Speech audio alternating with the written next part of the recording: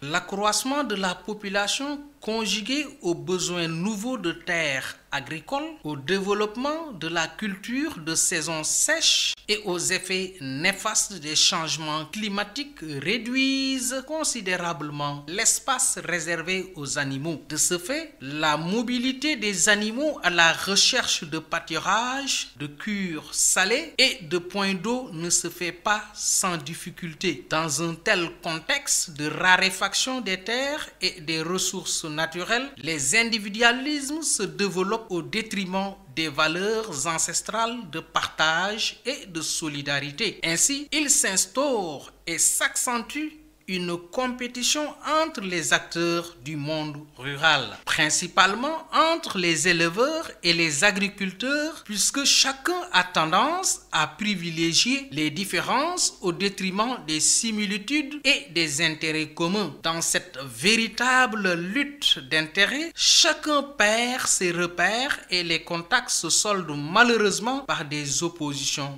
rangées. Ces conflits deviennent de plus en plus nombreux et graves, menaçant ainsi la cohésion sociale, de même que les objectifs de développement et d'intégration économique. De multiples causes sont à l'origine de l'éclosion des conflits et ils engendrent de nombreuses conséquences. Face à cette situation préoccupante, des stratégies de présentation et de gestion des conflits ont été développées. Il faut noter que l'agriculture et l'élevage constituent les activités principales de plus de 80% de la population africaine et la quasi-totalité du monde rural. Les producteurs, dans leur majorité, sont à la fois agriculteurs et éleveurs. La terre est le support de ces activités qui concourent à la sécurité alimentaire. L'activité d'élevage occupe une place sociale et économique majeure. Elle est pratiquée par la majorité des ménages